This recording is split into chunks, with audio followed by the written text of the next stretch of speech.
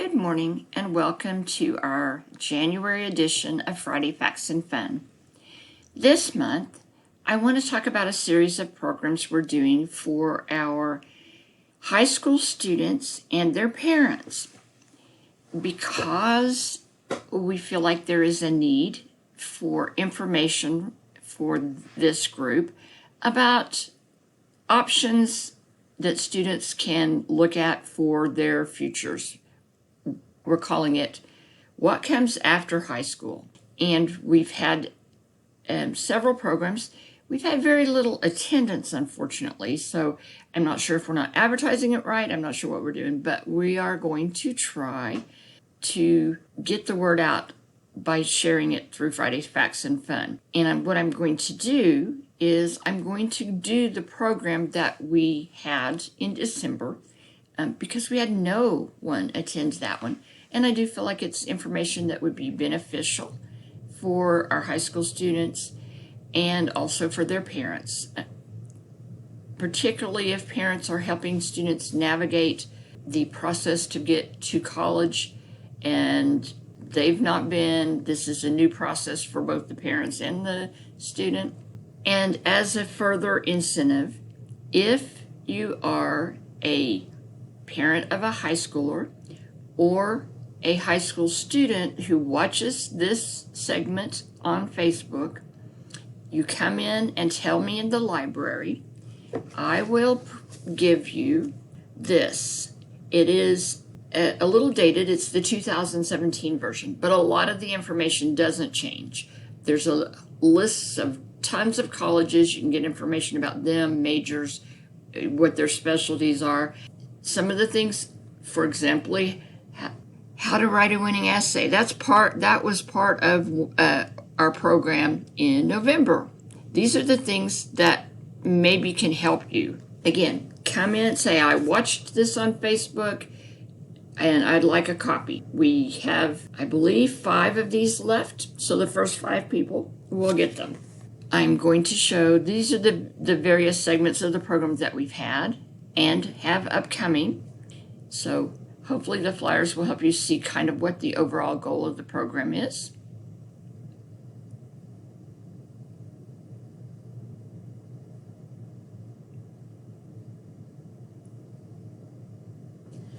Okay, now that you've had a few moments to look at those, let me move on to the program for this time, which is all about the basics of college enrollment, admissions, and enrollment. There are things that students can begin doing as early as their freshman year that they can look at. What colleges might I be interested in? Are there certain ones that maybe family's gone to or friends have recommended, or I know I'm interested in this field and I've heard that they have a good program. So you can start researching those things way before graduation time. In fact, if you wait till your senior year, you're a little behind. Even as a freshman, sophomore, you can research the colleges, make a list, and then you can add to and take away from that list all through your high school career. You also need to do some self-reflection in your early high school years as to what best fits my interest. What are the available courses of study?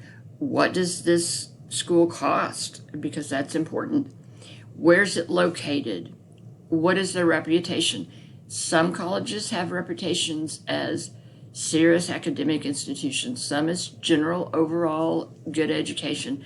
There are some schools known as party schools. So you need to figure out your priorities and make your list of colleges based on what you learn in that research.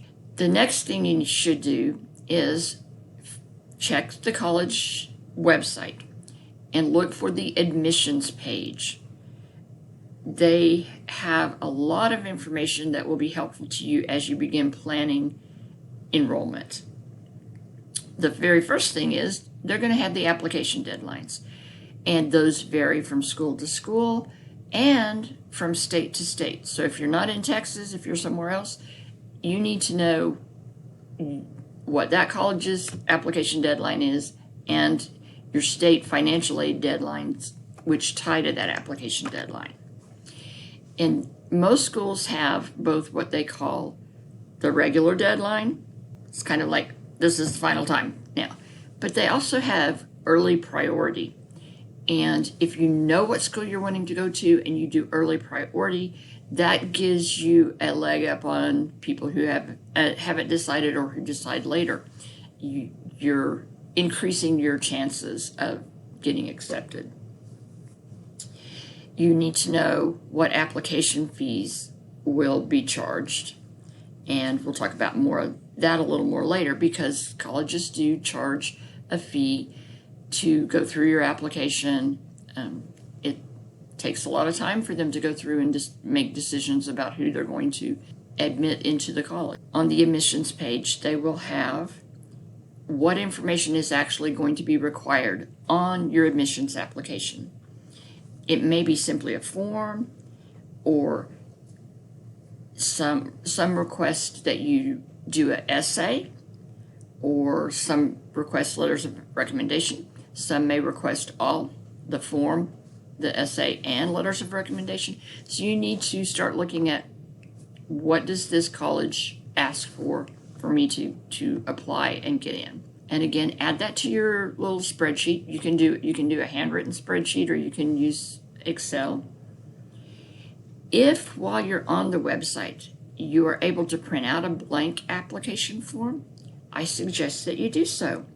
This will allow you time to review the form, see if there's information you need to gather to fill out that application form. Set up a file folder to keep all this in. You may need your high school transcripts, your ACT or SAT scores, recommendation letters, an application essay if it's required. I would also keep the printout of the application deadline information, so I have that all together. And then a list of questions if there's information that you couldn't locate on the institution's website. If you make a campus visit, this will be good to take with you, because you can learn those other important things that might help you in making your decision. Okay, as I said, every school has their own deadlines, so you need to be aware of those. And an example is, University of Texas at Austin has a November 1st priority deadline and a December 1st regular deadline. If you're a senior at this point, January, you've already missed the deadlines for the fall semester because they've passed. If you turn in an early priority application, you will have an answer back, what they call a decision, by February 1st. If you meet the regular admission deadline, you would have a decision by March 1st. You've been accepted to that school. If you are applying to any of the public state schools in Texas, you can save time by completing one application. It's accepted by any of the schools, but you do have to pay the fee for each school you send it to. And you would need to go to https://goapplytexas.org. Now, there are different kinds of applications on this site, but the ones you're most likely to need are the 2-year college application or the U.S. freshman application. If you're going to do an associate's degree through a college like Southwest Texas Junior College or Alamo College, you can do the 2-year application and get that associate's. But if you're doing a full university, like UT or any other 4-year college, then you would need to do the U.S. freshman application. However, if you do use the Go Apply Texas website application, you need to be aware that you will need to upload letters of recommendations or other materials separately. Go Apply Texas does not have a way to upload those to your application. So you can complete the application and pay the fee there. However, you'll need to get with the admissions at the school you're interested in and make sure how you need to upload or send the rest of your documentation, essay, letters of recommendation, etc. And there is also what is known as a common application that is used by private institutions. So if it's not a public institution in the state of Texas, you can go to https://www.commonapp.org. So if you're applying to a private school, a lot of the parochial colleges are private schools, and you can use that one. And then the next major step in looking at admissions is you need to complete the free application for federal student aid, the FAFSA. That opens in October, and the sooner you complete it, the better. It is important to increase your knowledge about what you're going to be qualified for, and that will help you in your overall decision of, can I afford this school based on what I know now, based on the potential financial aid. And it also helps the schools in making their decisions. They generally have some guidelines as to how many scholarships or work-study programs or all of those types of financial aid that they can provide. And if you've filled out your FAFSA, they can see what you're eligible for. They can best fit you to their programs. Again, this was just a brief overview of the what you need to know about college admissions and enrollment. Once you're accepted, then you'll be able to actually enroll. Colleges usually have a listing of courses and suggested things that you take for freshman and sophomore. Always, just like in high school, you have to get your basics done before you can move into work on the field you've chosen or your major.